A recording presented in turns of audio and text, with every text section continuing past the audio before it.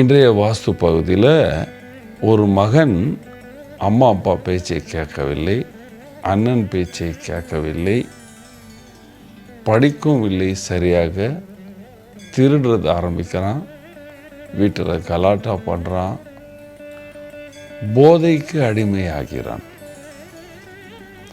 அதுக்கப்புறம் அவன் ஏதோ ஒரு பெண் தொடர்புனால் பல சிக்கலில் மாட்டிவிட்டான். சென்னையிலேயே ஒரு ஏரியா சொல்ல மாட்டேன், ஒரு நல்ல ஏரியாவில் பெரிய பில்டிங் கட்டியிருக்காங்க. அங்கே என்னை வாஸ்து கிட்டுன்னு போகிறாங்க. அந்த வாஸ்து பண்ணும் பொழுது ஒரு நண்பர் இன்னொரு நண்பர் கிட்ட சொல்லி என்னை இட்டுன்னு போகிறாங்க. அந்த வீட்டை பார்த்தேன். கரெக்டாக நார்த்தில், சென்டர் ஆஃப் நார்த்தில் அந்த ஃப்ளாட்டுடைய பிரதான வாசல், வடகிழக்கில் ஒரு பெரிய ரூம், அதுக்கு நடுவில் பால்கனிஸ், கேலரிஸ், மேற்கு மத்திய பகுதியில் சமையலறை, மேற்கு மத்திய பகுதியில் சமையலறை. கவனிக்க வேண்டிய விஷயங்கள்லாம் இருக்குது, கவனிக்கிறோம். மேற்கு, வெஸ்ட், சென்டர் ஆஃப் வெஸ்டில் கிச்சன், தென்கிழக்கில் ஒரு ரூமு, தென்மேற்கில் ஒரு ரூமு. இப்போ நான் அந்த வீட்டை பார்க்குறது போகிறேன். வீடை பார்த்து வாஸ்து ஆல்ட்ரேஷன், பிரமாதமான ஃபர்னிச்சர், சூப்பர் ஃபர்னிச்சர், கோடி கணக்கில் செலவு பண்ணியிருக்காங்க அந்த ரூமில். அந்த வீட்டில் ஒரு கிட்டத்தட்ட 2000 ஸ்கொயர் ஃபீட் இருக்கும்னு நினைக்கிறேன். அந்த வீட்டில் தென்கிழக்கு ரூமுக்கு வடமேற்கு வாசல். இப்போதான் அங்கே கவனிக்க வேண்டிய விஷயம் என்னது, தென்கிழக்கு ரூமுக்கு வடமேற்கு வாசல். வடமேற்கு வாசலுக்கு அதிபதி புதன் சந்திரன் அப்படின்னு, புதன் சந்திரன். ஓகே, அந்த ரூமில் toilet north east of that room. அந்த ரூமுக்கு வடகிழக்கில் டாய்லெட், பாத்ரூம். அப்போ அதை பார்க்கும் பொழுது இந்த வீட்டில் யாருக்காவது டெலிவரி நடந்திருக்கா இப்போ தசமயம்னு கேட்டேன். அது பகவானுடைய 6th சென்ஸ். கேட்டேன், ஆமாம் எனக்கு 2 குழந்தை பிறந்திருக்கு அப்படின்னார். இந்த ரூம் யாருது அப்படின்னு கேட்டேன். என் தம்பி இது அப்படின்னார்.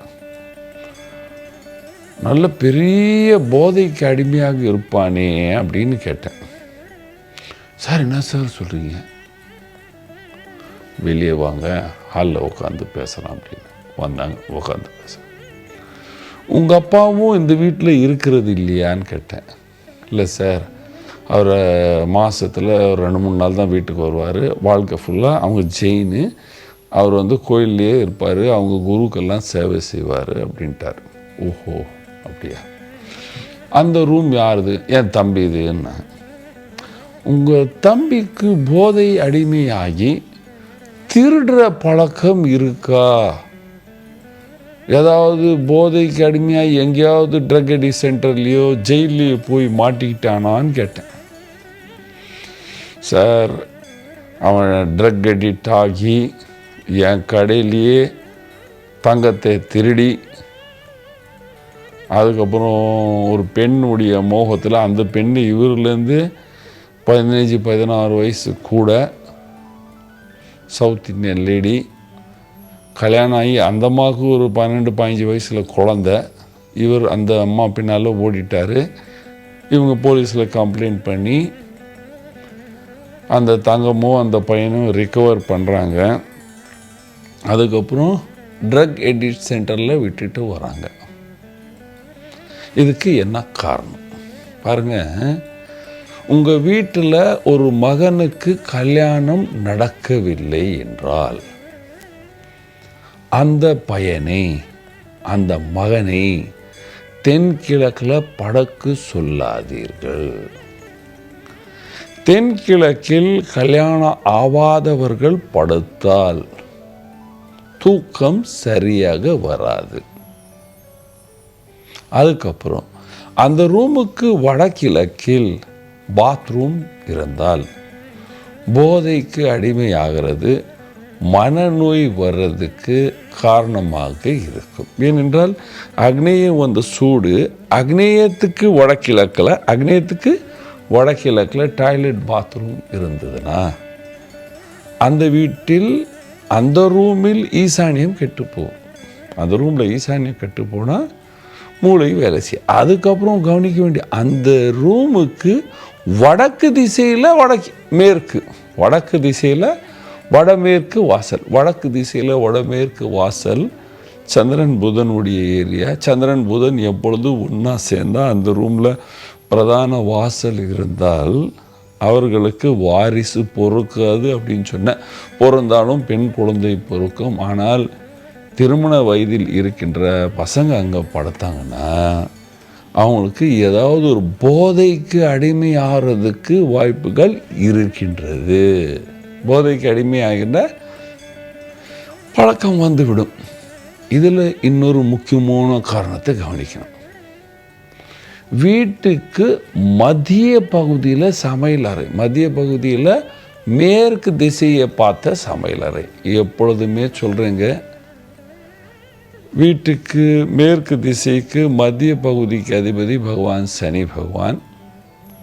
அங்கு சனியின் ஆதிக்கம் அதிகமாக இருக்கும். அங்கே நீங்கள் நெருப்பு கொளுத்தினீங்கன்னா, கேஸை எரிய விட்டீங்கன்னா அந்த கேஸு செவ்வாய், நெருப்பு செவ்வாய்க்கும் சனிக்கும் ஆகாது. இந்த மாதிரி இருக்குல்ல, ஜாயிண்ட் ஃபேமிலி இருக்கிறது ரொம்ப கஷ்டமாக இருக்கும். இப்போ பாருங்கள், அது டவர் கிட்டத்தட்ட 20 ஃப்ளோர் 25 ஃப்ளோர் இருக்குதுன்னு வச்சுங்க. எல்லா ஃப்ளாட்டும் அதே மாதிரி இருக்கும் இல்லையா. 99% நீங்கள் அந்த வீட்டில் எல்லாம் போய் பார்த்தீங்கன்னா, ஒன்று அங்கே வந்த பிற்பாடு அண்ணன் தம்பிங்க பிரிஞ்சிருப்பாங்க, அல்லது அண்ணன் தம்பியில் ஒரே ஒரு மகனாக இருக்கிறவங்க தான் அந்த மாதிரி வீட்டில் வாழ்வாங்க.